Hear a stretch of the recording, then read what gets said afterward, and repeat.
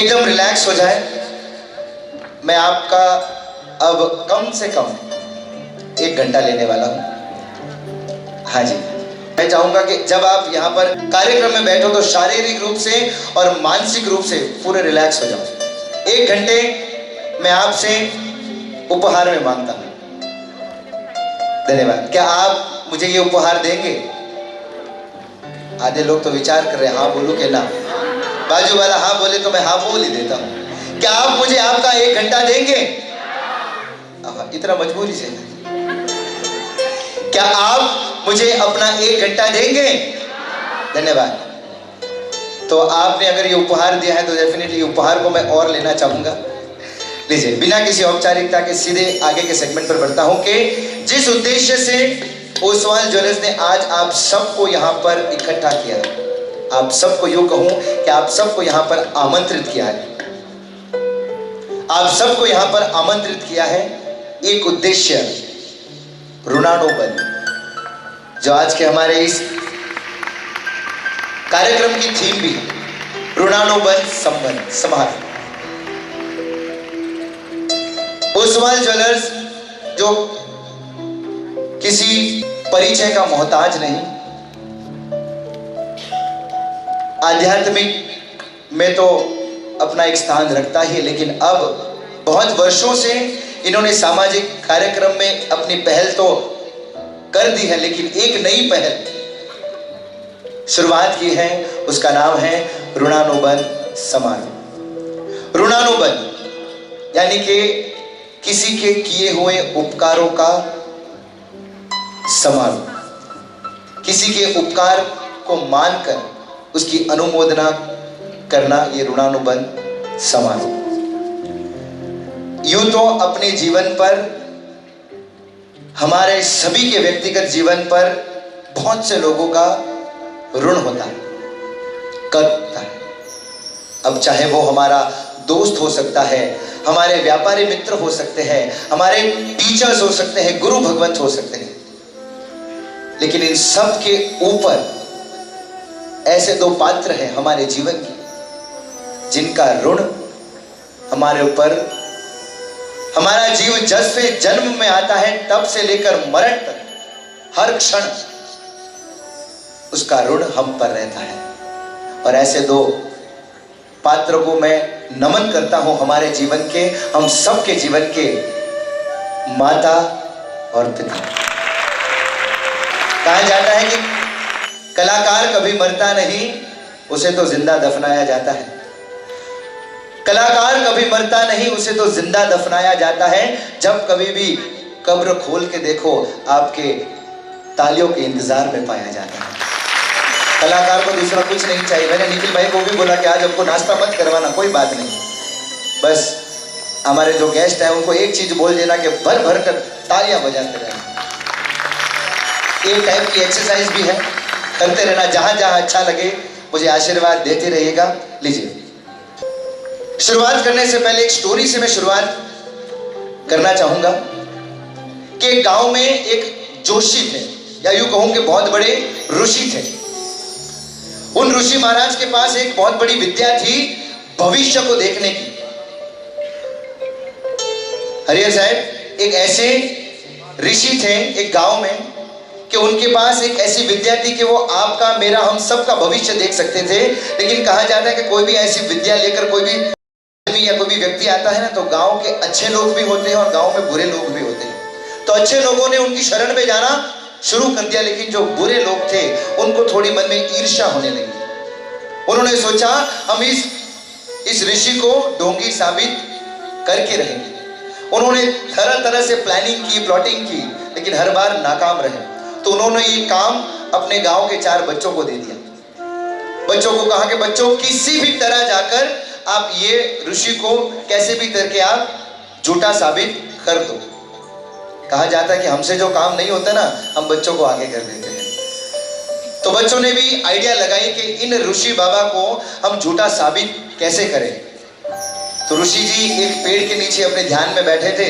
ये 4 बच्चे गए उन ऋषि के पास, वो हाथ में एक तितली लेकर गए। हाथ में बगीचे से एक तितली हाथ में लेकर गए और पीछे तितली को अपनी मुट्ठी में छुपा लिया। अब बच्चे तो गए ऋषि महाराज के पास, ऋषि जी का ध्यान अपनी तरफ आकर्षित किया और उन्होंने कहा कि ऋषि महाराज आपके बारे में हमने बहुत सुना है, इसलिए हम आपसे मिलने आए, लेकिन मिलने के पहले आप हमारे 2 प्रश्नों का जवाब दें। बच्चों ने कहा कि आप हमारे 2 प्रश्नों का जवाब दें। सबसे पहला प्रश्न, हमारे हाथ में क्या है? बच्चों ने कहा कि ऋषि महाराज सबसे पहला प्रश्न, हमारे हाथ में क्या है? महाराज ने आंखें बंद की, अपने ज्ञान का उपयोग किया और उन्होंने कहा कि आपके हाथ में एक कमजोर तितली है। बच्चे सारे चौंक गए, अरे बाप रे, ऋषि महाराज तो सच में ज्ञानी है, लेकिन हमें यहां भेजा गया है इन्हें झूठा साबित करने के लिए, तो कैसे भी करके इनको झूठा साबित आज करके रहना है। तो दूसरा प्रश्न, अब बच्चों ने कहा कि ऋषि महाराज अब बताइए कि हमारे हाथ में जो तितली वो जिंदा है या मरी है? अब तो धर्म संकट हो, क्योंकि अगर ऋषि महाराज बोले जिंदा है तो वो उसको मुट्ठी दबाकर बाहर देंगे, और अगर कहें कि मर गई है तो बता देंगे ये तो वो जिंदा है। तो कैसे भी करके फंसेगा। तो ऋषि महाराज एकदम पूरी प्लानिंग के साथ ऋषि महाराज ने एकदम प्यारा उत्तर दिया कि बच्चा ये तो तेरे हाथ में है। तितली जिंदा है या मरी है? ऋषि महाराज ने जवाब दिया, बच्चा ये तो तेरे हाथ में है। तो वही स्टोरी को मैं अंत करता हूं। बस आपसे यही कहूंगा कि यहां पर बैठे बहुत से लोग ऐसे सोचते होंगे आज हम यहां पर आए हैं, इसका हमें क्या फायदा होगा। तो मैं कहूंगा बच्चा ये तो तेरे हाथ में है। ये हम पर निर्भर करता है कि हम आज यहां से क्या लेकर जाएंगे और क्या छोड़ कर जाएंगे। आइए आगे बढ़ता हूं। संसार सागर है अगर मात पिता एक नाव है। संसार सागर है अगर मात पिता एक नाव है। जिसने दुखाई आत्मा वो डूबता मझधार। जिसने की मन से सेवा, जिसने की मन से सेवा, उसका तो बेड़ा पार है। क्योंकि मात पिता परमात्मा मिलते ना दूजे बार। हाँ, now I feel like at home, एकदम आमने सामने। मैंने 2 पात्र की बात की थी, माता और पिता। संसार के 2 ऐसे अद्भुत पात्र जिसे हम सब माता और पिता के नाम से जानते हैं। माता और पिता 2 ऐसे व्यक्तित्व जो हमारे जीवन के सृजनहार हैं, जो हमारे पालनहार हैं, जो हमें एक छोटे से जीव से लेकर आज हमें इस लायक बनाते हैं कि हम अपने पैरों पर खड़े हो सके। इस लायक बनाते हैं कि हम खुद अपनी एक पहचान बना सके। ऐसे माता पिता जो हमारे लिए सब कुछ है। माता पिता वो है जो जीवन भर अपने लिए कभी नहीं जीते।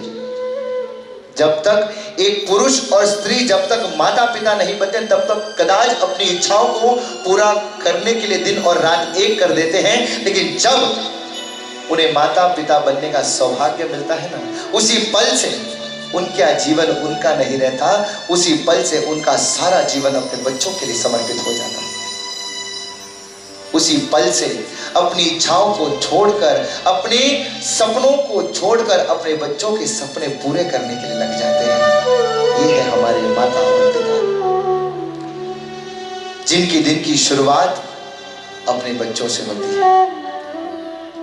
जिनका जीवन का अंत भी अपने बच्चों से होता है, जिनकी बड़ी से बड़ी खुशी भी अपने बच्चों से है और बड़ी से बड़ी चिंता भी अपने बच्चों की है। उनके भविष्य को लेकर, उनके सपनों को लेकर, उनकी उन्नति को लेकर हर वक्त जो विचार में डूबे हुए रहते हैं वो सिर्फ और सिर्फ माता पिता होते हैं, सिर्फ और सिर्फ माता पिता।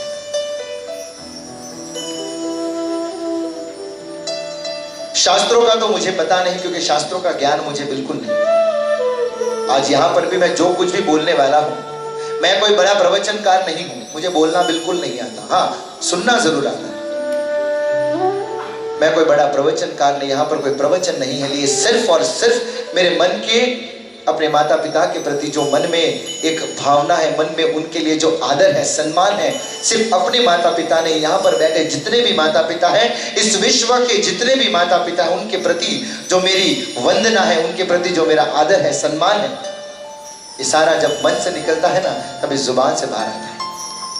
उन सभी माता पिता को मैं यही कहना चाहूंगा कि शास्त्रों का मुझे बिल्कुल ज्ञान नहीं, शास्त्रों का मुझे बिल्कुल ज्ञान नहीं, लेकिन इतना ज्ञान या इतना अनुभव जरूर है कि अगर शास्त्रों का ज्ञान पाना हो तो सिर्फ और सिर्फ एकमात्र उपाय है अपने माता पिता की सेवा करो। सारे शास्त्र अपने आप कंठस्थ हो जाएंगे, क्योंकि शास्त्र सिखाने वाले वो गुरु को भी माता पिता ही बताते हैं।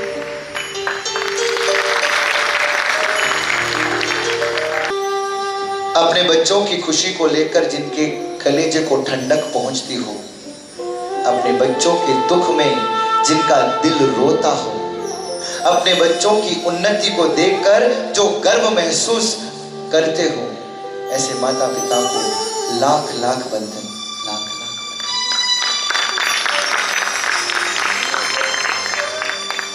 ज्ञानी जन कहते हैं कि मातृदेव भव पितृदेव भव।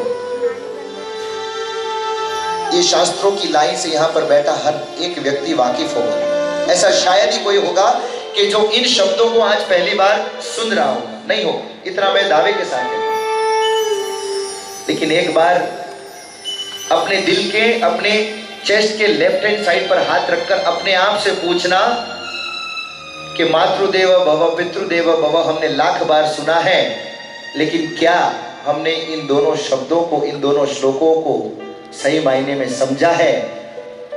तो लेफ्ट हैंड साइड पर हाथ रखकर राइट हैंड साइड का जवाब जरूर आ जाएगा,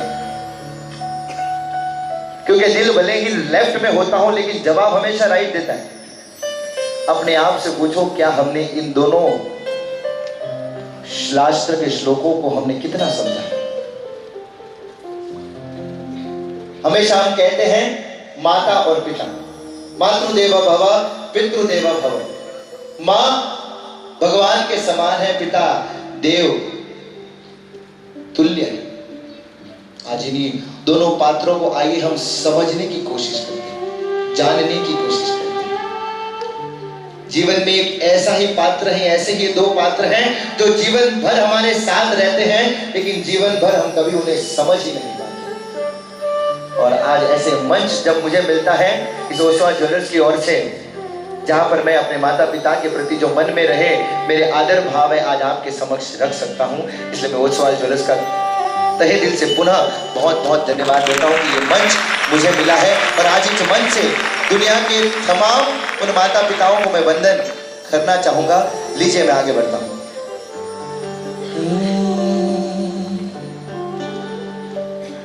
हो मां, हो मां, हो मां, हो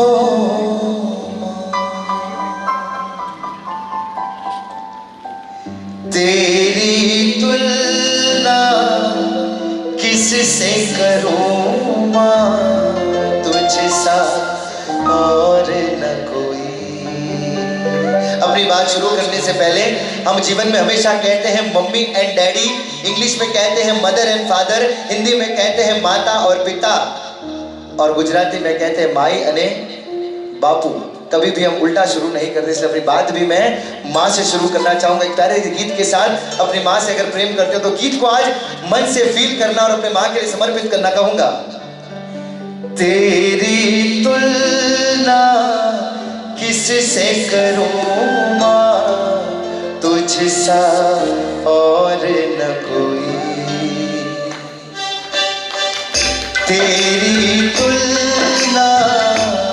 किससे करूं माँ तुझसा और न कोई।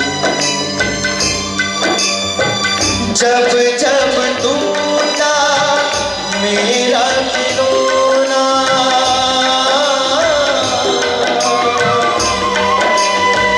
जब जब टूटा मेरा खिलौना, मुझसे पहले तू रोई माँ तेरी तुलना किससे करूं माँ तुझसा और न कोई।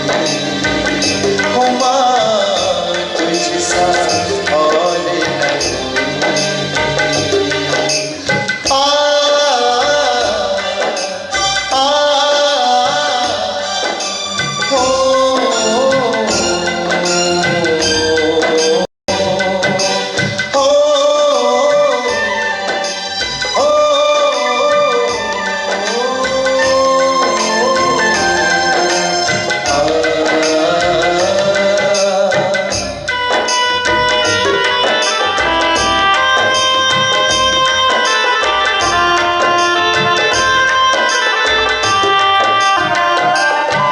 संसार का सबसे प्यारा शब्द मां, संसार का सबसे मीठा शब्द वो है मां। एक ऐसा शब्द के ऑक्सफोर्ड की डिक्शनरी से लेकर कोई सामान्य डिक्शनरी भी अगर आप पन्ने घुमाते रहो ना, इतना छोटा शब्द आपको नहीं मिलेगा। लेकिन इस छोटे से शब्द में मानो दुनिया की सारी ममता, दुनिया की सारी करुणता और दुनिया का सारा प्यार समाया इस प्यारे शब्द में मां शब्द। जितनी बार भी ये शब्द अपने मुख से मैं कहूं, मानो उतनी बार मेरा मुख निर्मल होता जाए, मेरा मन निर्मल होता जाए, मानो मेरे मुंह में किसने शहद रख दिया।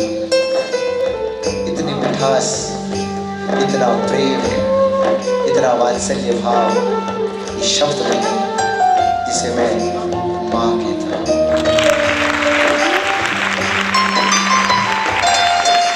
कि ऊपर जिसका अंत नहीं उसे आसमान कहते हैं, ऊपर जिसका अंत नहीं जिसे हम आसमान कहते हैं, और धरती पर जिसका अंत नहीं उसे हम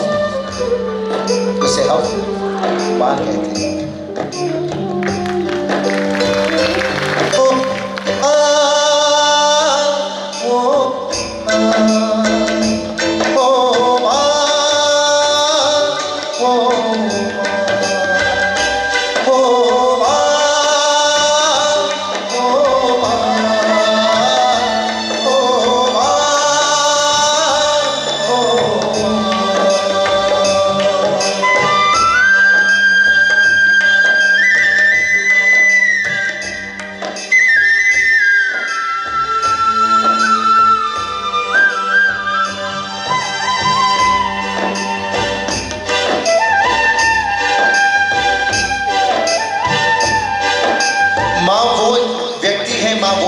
है जो मुझे एहसास दिलाती है कि मैं कितना अच्छा हूं। माँ वो हस्ती है जो मुझे बताती है कि दुनिया में सबसे प्यारा बच्चा अगर कोई है तो वो सिर्फ और सिर्फ है। भले ही बाद में मैं कितनी नालायकियां क्यों ना करूं, लेकिन हर माँ के लिए अपना बच्चा मानो दुनिया का सबसे राजा बेटा हो, और जो मुझे राजा महसूस कराती है सिर्फ और सिर्फ मेरा, सिर्फ और सिर्फ माँ। एक ऐसा पात्र जो मेरे हंसने के साथ मुझसे ज्यादा खुश होती है, मेरे दुख में मुझसे ज्यादा रोती है। मैं अगर दुनिया से अलग भी हो जाऊं तो अपने पास रखती है। दुनिया अगर मुझे हरा भी दे तो भी मुझे जीत का एहसास कराती है। वो सिर्फ और सिर्फ मेरी माँ, सिर्फ और सिर्फ।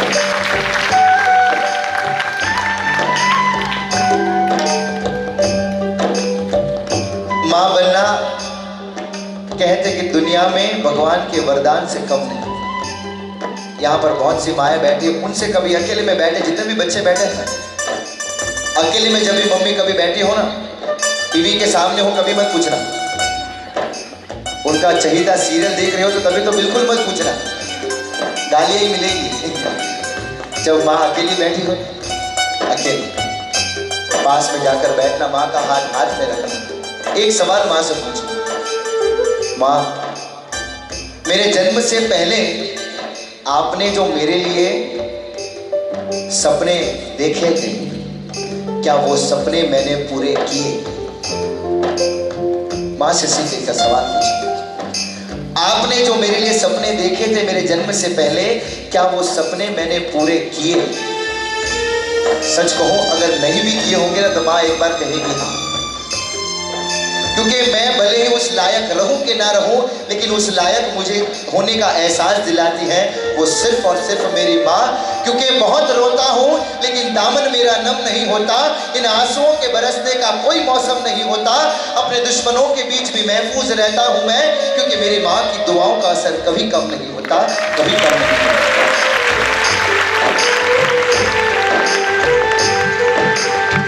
दुखने लागी है माँ तेरी अखियाँ, दुखने लागी माँ तेरी अखियाँ, मैं मुस्काया तो मुस्का, मैं रोया तो रो, मेरे हंसने पे मेरे रोने पे तू बलिहारी है।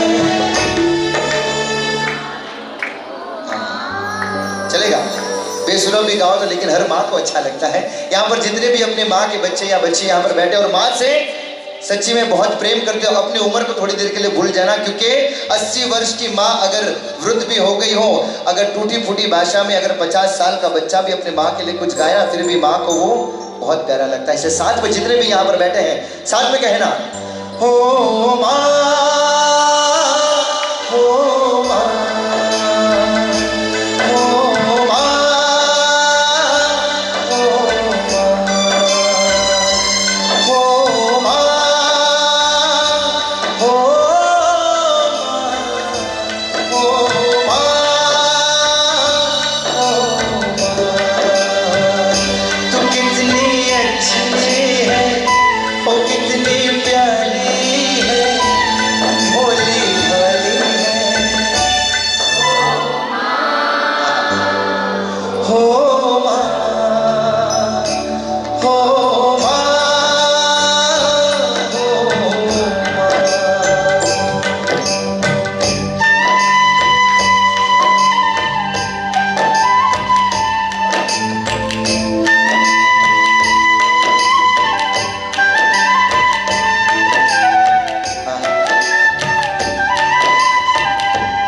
शब्द ही ऐसा है कि इसकी संवेदना कितनी कि यहाँ पर अब तक मैंने तो सिर्फ माँ पर शुरुआत की है और आधे लोगों की आंखें नम हो गई। ये संवेदना है।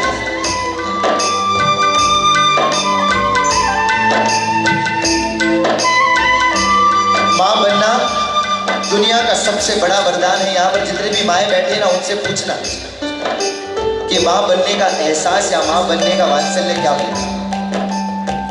हम सभी जानते हैं कि कोई भी बच्चा अगर रोता हो ना, कोई भी बच्चा रोता हो, हंसते हुए बच्चे को हर कोई लेता है।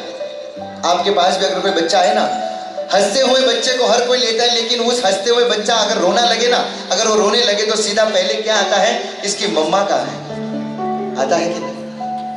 हंसते हुए बच्चे को हर कोई खेलना चाहता है, लेकिन जब बच्चा रोने लगे तो उसे सिर्फ माँ को सौंप दिया जाता है, क्योंकि माँ को सब पता होता है, माँ सब जानती है बच्चा क्यों रो रहा है, उसे भूख लगी है या उसे पेट में दर्द है, उसे कुछ चाहिए या वो बीमार है। माँ सब जानती है, सब जानती है। मेरा सुख किस बात में है, मेरी खुशी किस बात में है, किस बात से मुझे गुस्सा आता है, किस बात से मुझे नाराजगी होती है, माँ सब जानती है।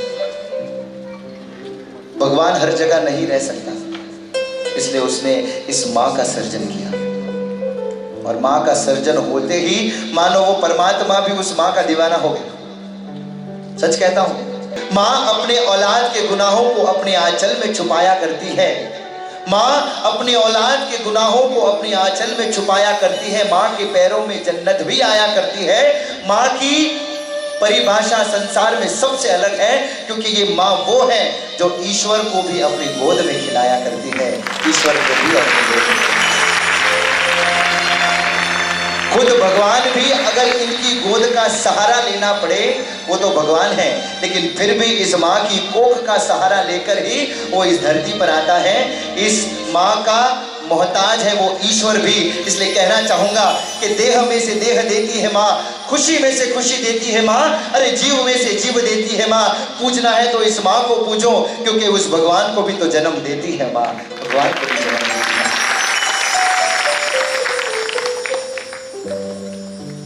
घर में एक प्रयोग करना, एक तस्वीर अपने माँ की रखना और बाजू में अपने जो भी आराध्य हो, चाहे गुरु भगवंत हो, XYZ, साई राम हो या XYZ, आपके जो भी आराध्य हो उनका फोटो एक बाजू रखना और एक बाजू अपनी माँ का फोटो रखना और उनके सामने एक पानी का ग्लास रखना और सुबह से एकदम जिद पकड़कर बैठ जाना कि आज जब तक इन फोटो में से बाहर हाथ ना आए और मुझे पानी ना पिलाए तब तक मैं पानी नहीं पीऊंगा। एक घर में प्रयोग कर देखना कभी। सच कहता हूं, नौकार सी चली जाएगी, पोरसी भी आ जाएगी, लेकिन हाथ नहीं आएगा। जैसे ही थोड़ा समय और बीतेगा, पीछे से एक हाथ आएगा और ग्लास उठाएगा और मेरे मुंह पर रखेगा। वो हाथ सिर्फ मेरी माँ का हो सकता है, इस दुनिया में बाकी किसी का नहीं हो सकता।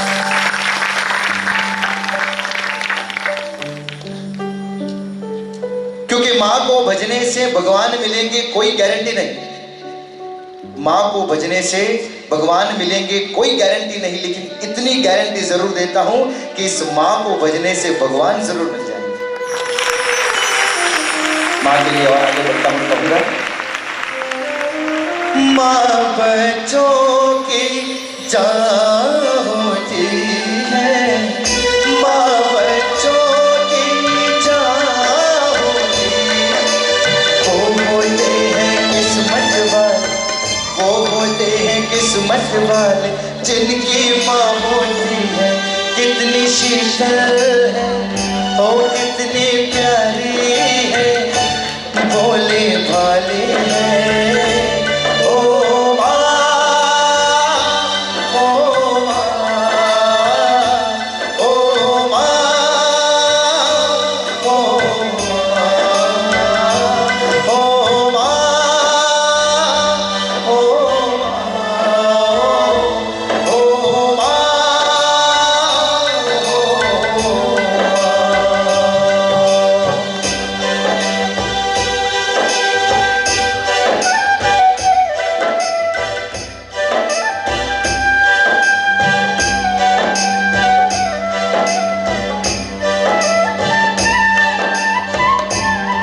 खुश नसीब है वो जिनके पास माँ होती है।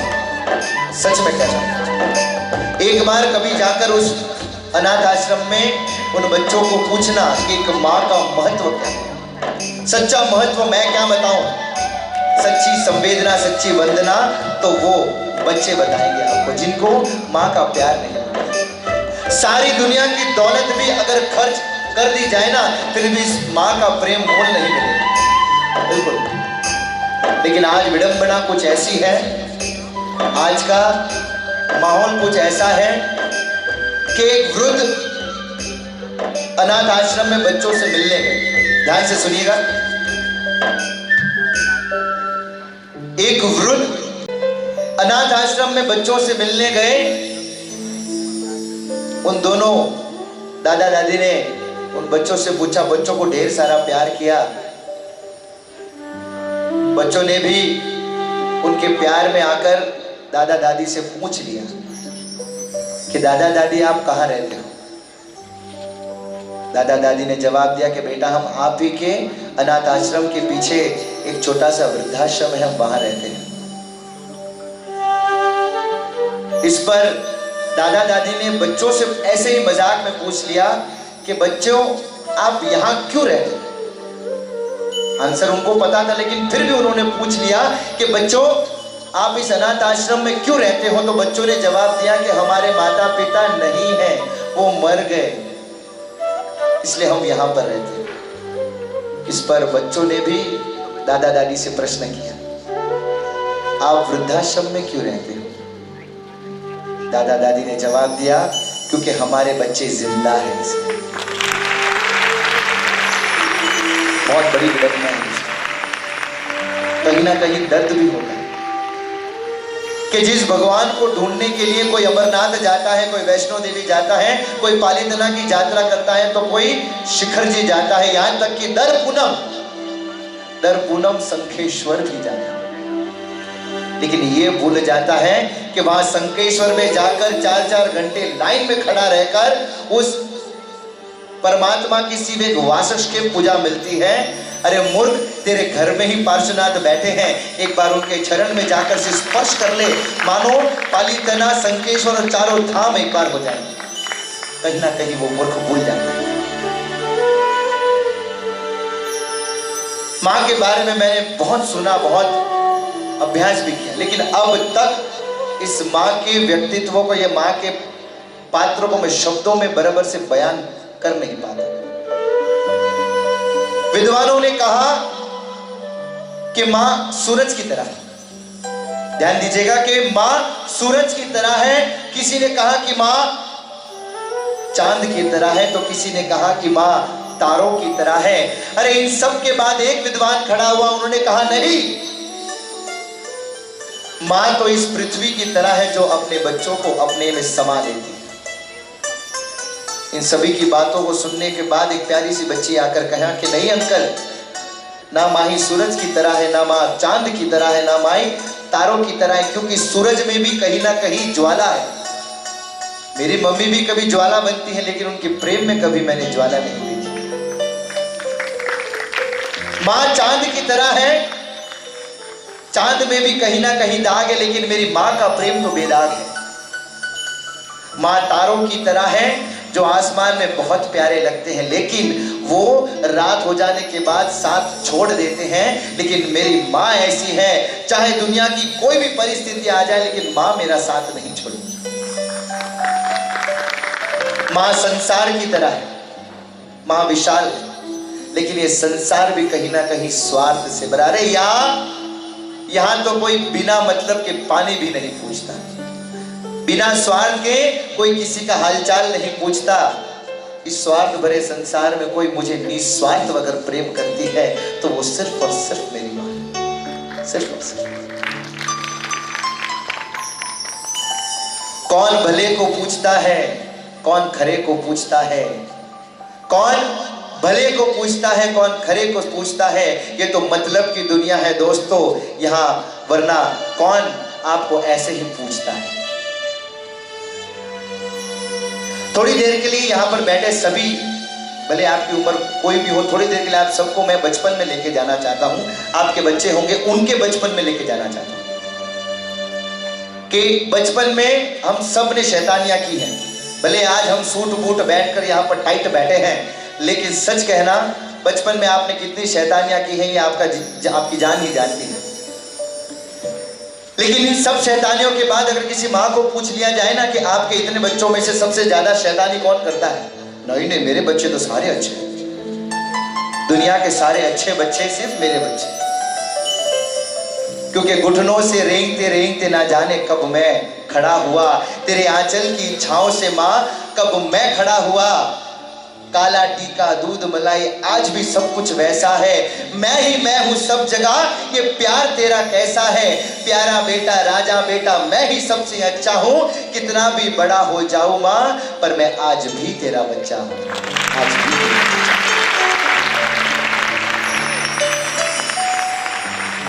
कौन नहीं चाहता उस मां की गोद में जाकर 2 घड़ी बैठना, चाहे वो अंबानी ही क्यों ना हो, नरेंद्र मोदी ही क्यों ना। सामाजिक कार्य में रहे, हमारे ओसवाल ज्वेलर्स के मुख्य को भी पूछ ले अगर कि आपको अगर आज एक वरदान दिया जाए कि आप अपनी माँ की गोद में जाकर बैठ जाओ और सारी अपनी दौलत को यूं ही लुटा दो या निकेश बरलोटा को दे दो, एक बार वो राजी हो जाए कि सारी दुनिया की दौलत एक तरफ और माँ की गोद, माँ का प्यार एक तरफ, क्योंकि माँ उस ठंडक हिमालय की तरह है। माँ का प्रेम सबसे अलग। मैं बात कर रहा था बचपन में जाने की। बचपन में ना जाने हमने कितनी शैतानियां की होंगी, कितनी नादानियों में कितने महंगे महंगे नुकसान की होंगे, लेकिन माँ ने कभी हमें हमसे बात करना बंद नहीं किया। भले ही मैं पढ़ाई में कितना कमजोर ही क्यों ना हो, यहाँ पर लगभग तो कोई नहीं होगा, अगर होते तो यहाँ नहीं होते, लेकिन फिर भी कहता हूं कि आपके भाई बहन होंगे, कदाच वो आपसे थोड़े से पढ़ाई में पीछे होंगे, हो सकता है, लेकिन माँ अपने बच्चों के में कभी फर्क नहीं करती। पीछे जो होगा उसे आगे लाने का पूरा प्रयास करेगी, लेकिन उसे कभी महसूस नहीं होने देगी कि दुनिया से तो अलग है। उसका मनोबल हमेशा बनाएगी। यहां तक कि एक माँ का बच्चा अगर अपंग भी हो ना, मानसिक रूप से अगर अपंग भी हो, फिर भी जीवन भर उस बच्चे की सेवा करती रहेगी, उस बच्चे को प्यार करती रहेगी। माँ सब माँ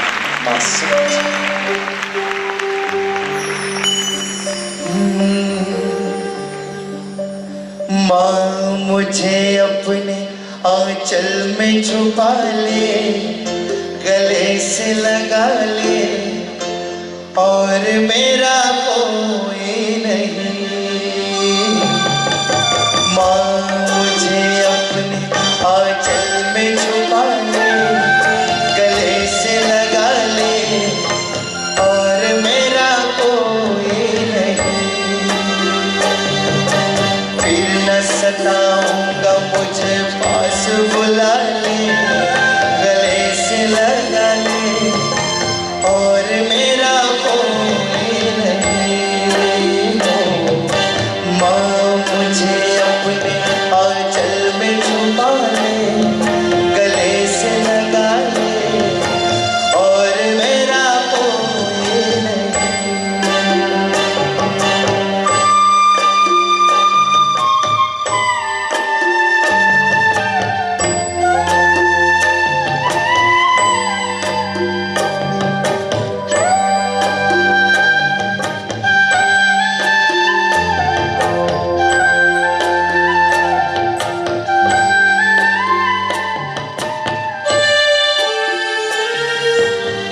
माँ ने हर परिस्थिति में मेरा साथ दिया है। स्कूल के एडमिशन तक जब वो पहला दिन आता है ना, या यूं कहूं कि चलो सारी बातें बाद में, लेकिन एक चीज पूछना चाहता हूं कि हम बर्थडे क्यों मनाते हैं? बर्थडे आवे तो मानो आज के बच्चे बच्चियां तो मानो ऐसा लगता है कि हाँ जी आज उन्हें बहुत दुनिया के प्रेसिडेंट की पदवी मिल गई हो, ऐसे खुद को महसूस करने लगते हैं। हाँ जी, मम्मी पापा को पूछता हूं कि आपके बच्चे बर्थडे क्यों मनाते हैं? मम्मी पापा कहेंगे पूछो मत बाबा, जीव खाली भेजा उन्होंने बर्थडे बनाओ तो मनाओ जा। एक बात कहूं, इस बर्थडे मनाने के पीछे का रहस्य क्या है? क्योंकि ये वही दिन था जब आप रो रहे थे और आपकी मां हंस रही थी। बात समझना, तब से लेकर अंत तक ऐसा कभी नहीं हुआ कि एक माँ का बच्चा रो रहा है और माँ की आंखों में आंसू ना हो, या एक माँ का बच्चा अगर हंस रहा है और माँ के चेहरे पर मुस्कुराहट ना हो। वो सिर्फ और सिर्फ एक वही पल होता है जब माँ का बच्चा रो रहा हो और माँ वहां पर हंस रही हो, क्योंकि उसे अपने बच्चे से बहुत प्यार है। भूल मेरी छोटी सी भूल जाओ माता,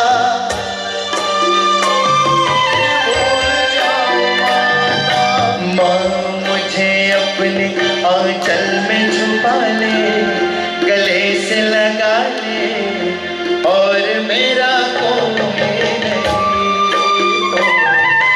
अब न सताऊंगा, मुझे पास बुला ले, गले से लगा ले,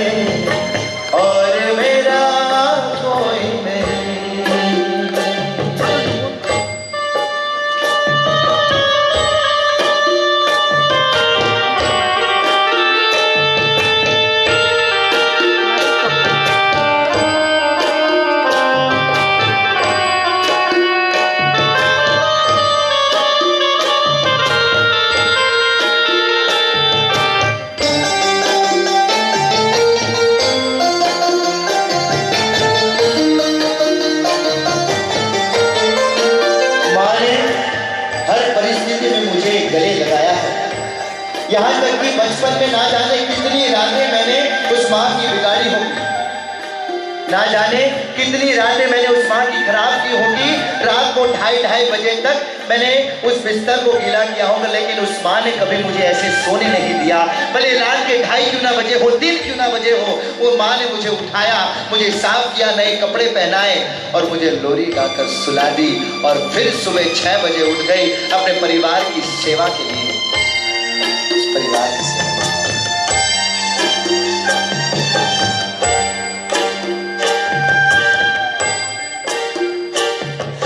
भूल मेरी छोटी सी भूल जाओ माता, भूल मेरी छोटी सी भूल जाओ माता। ऐसे कोई अपनों से रूठ नहीं जाता, रूठ गया हूँ माँ,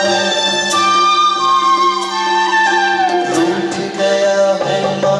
तू मुझको मना ले, गले से लगा ले, और मेरा कोई नहीं। माँ मुझे अपने आंचल में छुपा ले, गले से लगा ले, और मेरा कोई नहीं। इस गीत को सिर्फ फील करना। यहाँ पर जितने भी बच्चे बैठे उनके मम्मी पापा अगर बाजू में बैठे हो तो एक बार उन्हें हक कर लेना और फिर इस गीत को एक बार सुनना। हक करके ऐसे सोचे हुए नहीं, अपनी मम्मी पापा को हक करना। अगर क्या बात है, बहुत बढ़िया है ना। माँ मुझे अपने आंचल क्या वाले गले से लगा ले, और मेरा कोई नहीं, और मेरा कोई नहीं, कि और मेरा कोई नहीं। कि माँ संवेदना है, माँ भावना है, माँ एहसास है, माँ फूल, माँ जिंदगी के फूलों का खुशनुमावास है। माँ रोते हुए बच्चे का पल्ला है, माँ मरुथल में नदी और मीठा झरना है। माँ लोरी है, गीत है, प्यारी सी थाप है। माँ पूजा की थाली और मंत्रों का जाप है। माँ चिंता है, याद है, हिचकी है। माँ बच्चे की हर चोट पर सिसकी है। माँ जिंदगी के सागर का किनारा है। माँ जिंदगी में सागर का किनारा है। माँ गोद में सुलाती ममता की धारा है। माँ कलम है, दवात है, स्याही है। माँ उस ईश्वर की सच्ची गवाही है। माँ त्याग है, तपस्या है, माँ सेवा है। माँ भूख से ठंडा किया हुआ निवाला है। माँ चूड़ी वाले हाथों के मजबूत कंधे का नाम है। माँ काशी है, काबा है और चारों धाम है। माँ चूल्हा है, रोटी है, हाथों का छाला है। माँ जिंदगी की कड़वाहट में अमृत का प्याला है। माँ पृथ्वी है, जगत है, धुरी है। माँ पृथ्वी है, जगत है, धुरी है। माँ के बिना इस सृष्टि की कल्पना करना ही अधूरी है। सृष्टि की कल्पना पर कैसी विडंबना है दोस्तों। एक वाक्या मेरे याद आता है। एक गांव में प्रोग्राम का होना हुआ। गांव का समृद्ध परिवार, एकदम समृद्ध परिवार, उनके घर हमें आमंत्रित किया गया। उस घर में हम गए, हमने उनको एड्रेस पूछा। उन्होंने कहा, निकेश भाई आप इस गांव में किसी को भी पूछो, मातृ पितृ छाया बंगलो कहाँ है। नाम बहुत अच्छा था और कॉमन नाम। मातृ पितृ छाया, बहुत से बंगलों के नाम होते, लेकिन उस गांव में विशेष उस मातृ पितृ छाया की बहुत सी कहानियां थी। हमें बुलाया गया, गाड़ी आई, हमें वहां पर बिठाया, उस मातृ पितृ छाया में ले जाया गया। हम उतरे, अंदर गए, हमारा बहुत सत्कार हुआ। हम अंदर गए, तीन मंजिल की वो बिल्डिंग थी। सादरमिक रूप से हमारा बहुत स्वागत हुआ। माता पिता के फोटो लगे हुए थे दीवार पर, लेकिन उस पर हार नहीं था। अब बात सुनिएगा। माता पिता की बहुत बड़ी फ्रेम, कम से कम 4x2 की एकदम बड़ी बड़ी फ्रेम, जिस प्रकार हम शिवाजी की वगैरह जो भी हमारे होते हैं आइडल, उसकी हम फोटो अपने बंगलोज में लगाते, उस प्रकार माता पिता की तस्वीर लगाई हुई थी, लेकिन उन पर कोई ऐसे हार के दीपक कुछ नहीं था। तो मेरे मन में सहज ऐसा आ गया, क्या आपके माता पिता? उन्होंने जवाब दिया कि 3rd फ्लोर पर रहते हैं, 3 माले की बिल्डिंग, उन्होंने कहा हम 2 भाई हैं, 3rd फ्लोर पर रहते हैं। तो मैंने कहा कि मुझे उनके दर्शन करने आप ले जाओगे? उन्होंने बात को टाल दी, दूसरी बात में घुमा दी, लेकिन उन्होंने हाँ ना नहीं कहा। घर से निकलते वक्त मेरा मन हो गया, अरे मैंने तो माता पिता के दर्शन नहीं किए, मैं उनसे मिलना चाहूंगा। एकदम दबे हुए भाव से उन्होंने कहा हाँ, अपने घर की मेड के साथ मुझे 3rd फ्लोर पर ले जाएंगे। मैंने दरवाजा खोला, अंदर माता पिता थे, 2 बेड लगी हुई थी, अच्छा था सब कुछ, एसी लगा हुआ था, सारी सुख की सामग्रियां वहां थी, लेकिन सिर्फ माता पिता अकेले। मैंने जाकर 2 घड़ी उनसे बात कही। मैंने उनसे जस्ट सहज पूछा कि आपने खाना खाया? मम्मी पापा बाजू में होंगे। सबसे पहले तो बच्चे खड़े हो जाए, just stand on your place.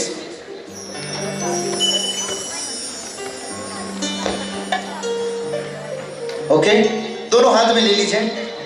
हाँ, और as a token of love, और आप अपने मम्मी पापा से कितना प्यार करते हैं, ये उसी का एक टोकन ऑफ लव है। Come on. ये तो सच है कि भगवान है मगर फिर भी अनजान है, अभी बेरूप तुम्हारा माता की पहचान है।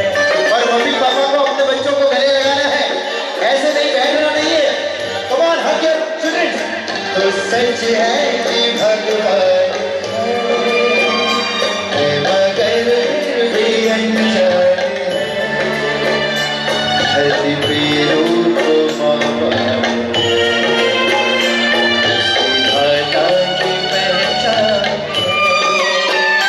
ये तो सच है।